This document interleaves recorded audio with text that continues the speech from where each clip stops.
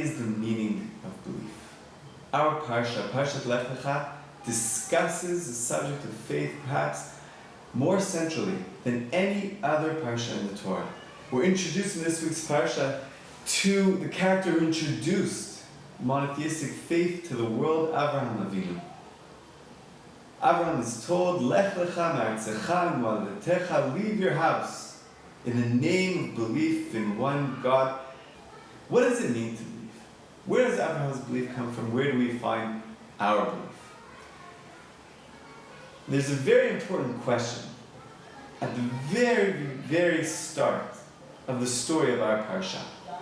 When God tells Abraham, go, leave your house, come to the land of Israel, where does that declaration come from? Where does the commandment come from? Why does God approach Abraham? Who is Abraham?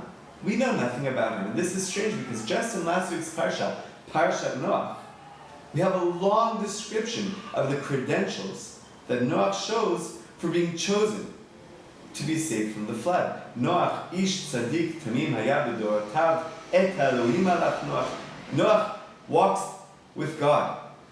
He's humble, he's pious, he's righteous. Who is Abraham?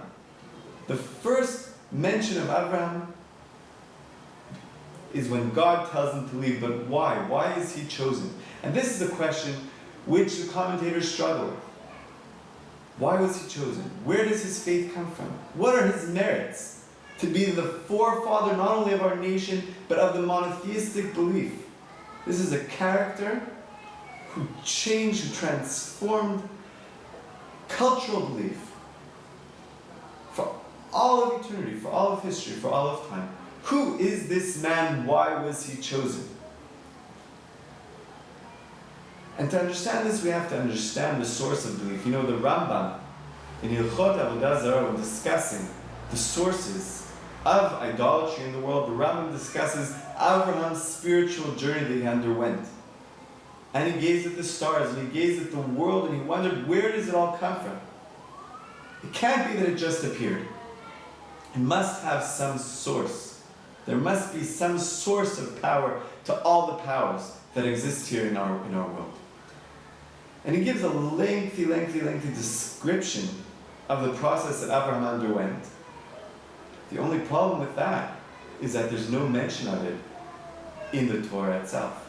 And if the Torah makes no mention of it, that means that that is not what the Torah wants us to know about Abraham. If the Torah wanted to know that he was a ponderer, that he was deep, if the Torah wanted us to know that he broke idols, then it would have told us such. If the Torah would have wanted us to know that Abraham walked through fire in Ur Kasdim, then it would have made sure that we know. This is not Abraham's merit. So what is Abraham's merit? What's his character? What is it about him that has God revealed himself to Abraham, and for Abraham, more than anyone else, to initiate a process of belief in the world? The Sfat Emet, Rabbi Yehuda Alter, Gur, the second Ger Rebbe, addresses this question. And his answer is so insightful. What was the reason that Abraham was chosen? It's very simple, the Sfat Emet says, based on the Holy Zohar, the book of Jewish mysticism and Kabbalah. Why was Abraham chosen? Why was he chosen to lead this journey? It's very simple. The Sfat Emet explains that there's a calling to all of existence. Lech-Lecha. Go. Find your God. Find the source of your existence. Find the source of your belief. Abraham was the only one who tuned into that calling. He was the one who heard. He was the one who cared. He was the one who put his heart into it, to think about it, and to take action upon that calling. We walk through life, and all around us are such wonderful things, sometimes even tragic things. Do we ever stop to ponder what the source is, what the meaning is of those things? Do we ever tune into those fine details of life? When we have someone who's speaking to us, do we ever really tune into what they're saying? to concern ourselves deeply about what it is they're really saying, what is behind the words that they're saying. Do we ever tune into existence and to wonder where we really come from? What is really the source of our strength? Are we really able to listen to that calling of Lech-Lecha? It's there. The question is, do we tune into it?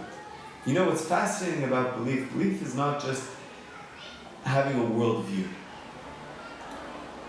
I would describe belief as painting color onto reality. Reality is like one of those coloring book pages, a black and white image.